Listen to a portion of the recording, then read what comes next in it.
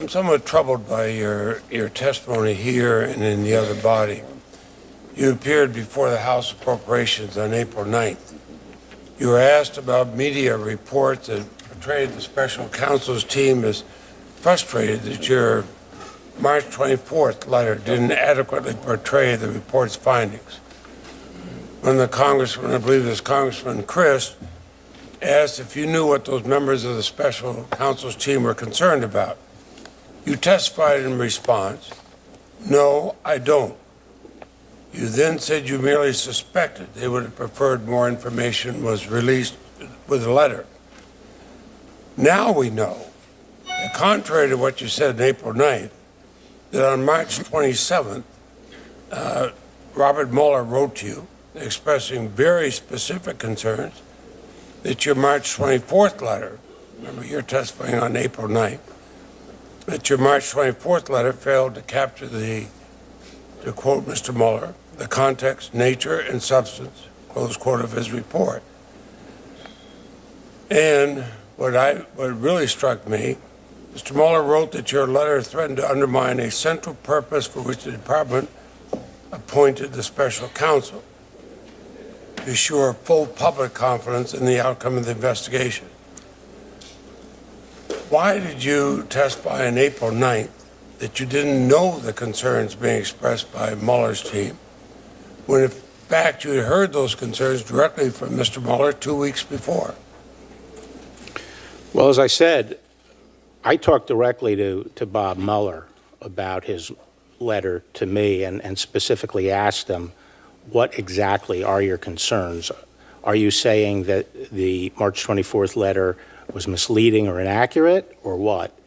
He indicated that it was not. He was not saying that, and that what he was concerned about— That wasn't my question. Well, I'm getting to the question, which is the question from Christ was, reports have emerged recently, press reports, that members of the special counsel's team are frustrated at some level with the limited information included in your March 24th letter, in that they don't adequately or accurately portray the report's findings.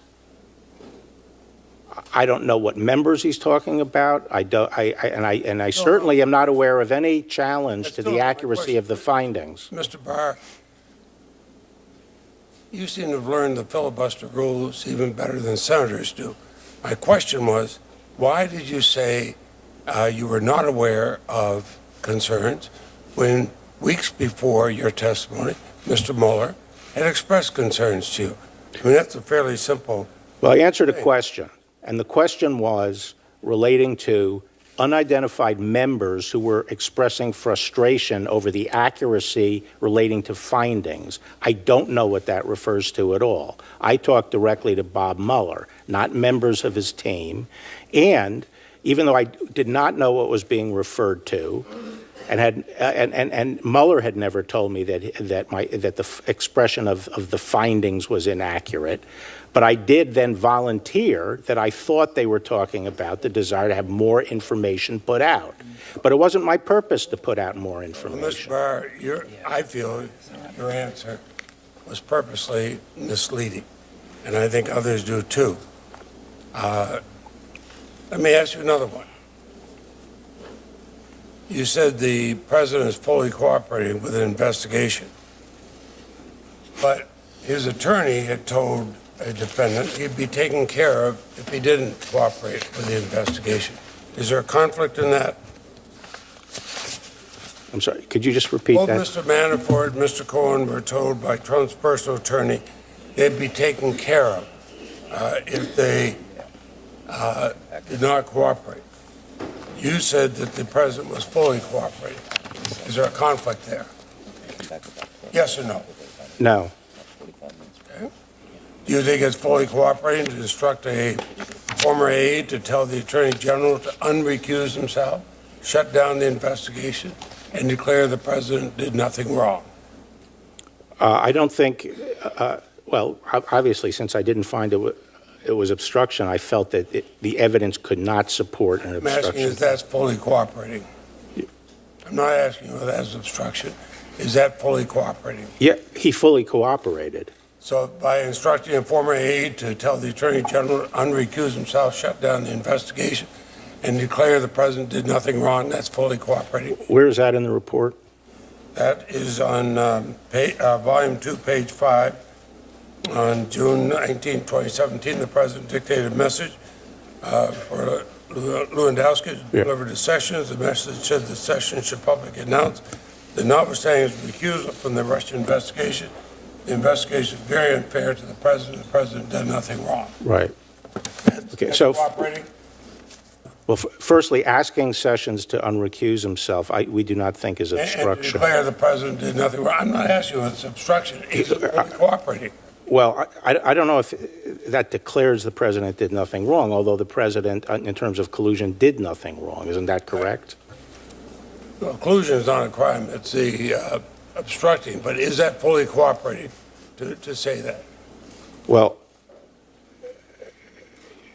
I don't see any conflict between that and fully cooperating with the investigation.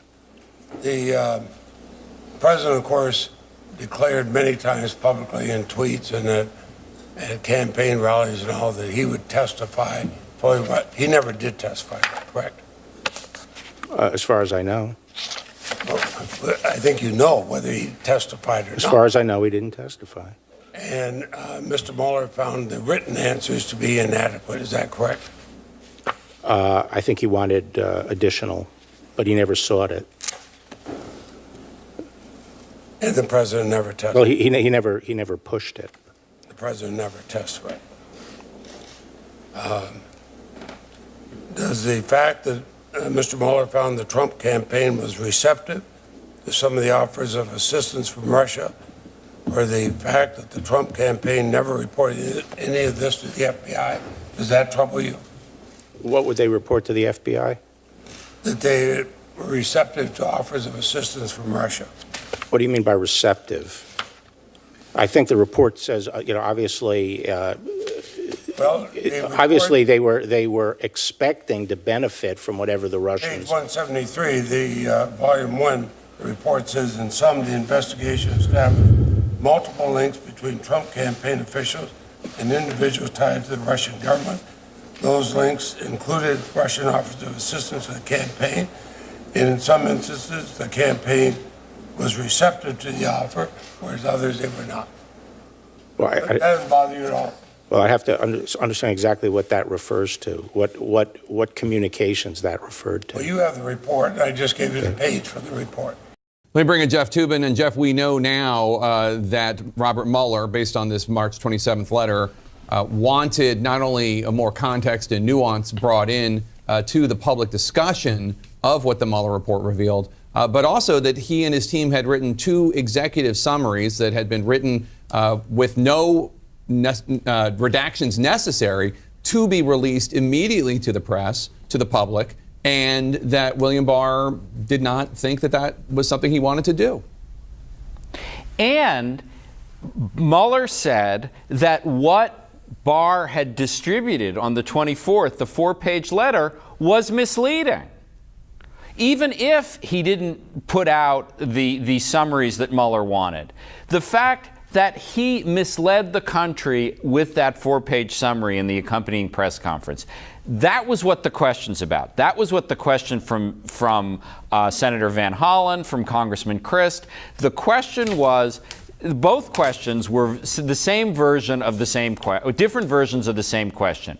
Are you aware that the Mueller staff, that Mueller is upset about what you did? And he said no, and that's not true. And it's still not true, notwithstanding the bizarre and convoluted explanation that Barr gave to Senator Leahy just then. Well, Jeffrey, I don't want to defend what lawyers do, but do lawyers not hair split? I mean, is that not the point? I mean, he said, I was asked about these unnamed individuals being upset about conclusions, and I didn't know anything about that, but I did know that Robert Mueller was not completely happy with my letter, which is a separate issue. I mean, he could certainly have been more revealing to the nation about what he knew, but I guess what I'm saying is, was he not being so specific? And I know this is what people dislike about lawyers, but was he not being so specific as to technically what he was saying was accurate?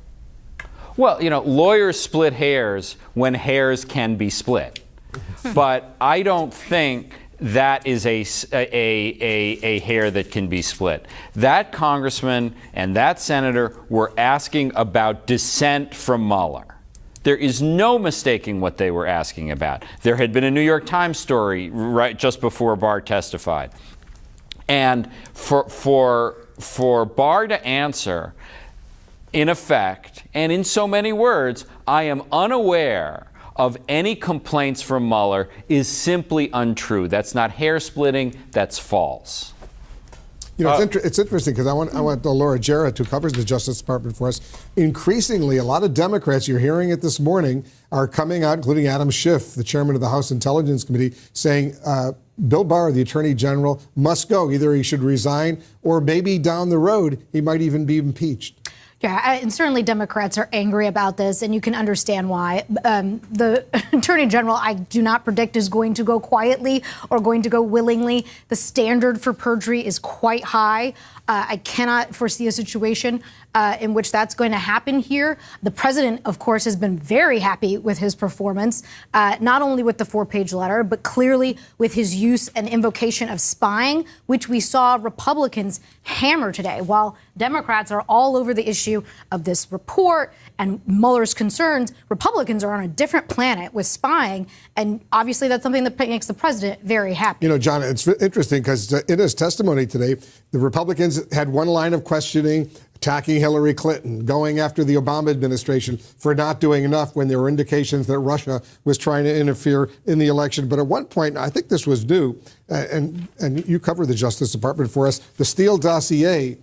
He's even suggested in his response to a question, maybe that was part of a specific Russian disinformation plot to sow dissent here in the United States. And the Attorney General says he's looking into this. When the Republicans do that, they always say paid for by the Clinton campaign. They don't acknowledge that it was first paid for by Republican interests who did not like Donald Trump. Not the dossier per se, but the dossier per se, but the research. And then it was handed off later on.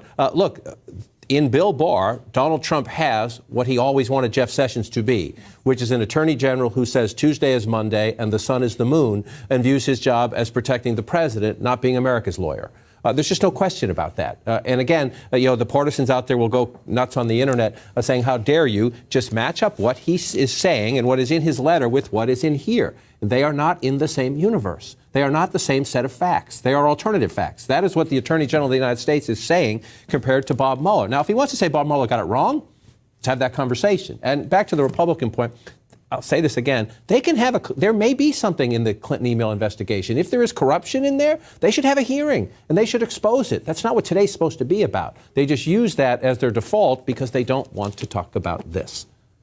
Pamela, the other point, he was defending his use of the word Barr spying that was going on against the Trump campaign by either Obama administration officials or so-called deep state operatives inside the FBI or the Justice Department or the intelligence community. Yeah, that's right. I mean, he said basically that it would have been an anemic effort if it was just one FISA, one informant. But I find it hard to believe that Bill Barr said the word spying during the last go-around, not knowing the kind of reaction it would spark. He tried to defend his use of the word today, saying he doesn't view it as pejorative, that his first job was in the CIA, that it's an all-encompassing word, that there's no synonym for it. But he's been in Washington for a very long time, and he should know that using a word like that and that indicating that that might have happened on the Trump campaign, basically echoing the sentiment that we've heard from President Trump, he should know the kind of reaction that that's going to spark, no matter how he views the word spying.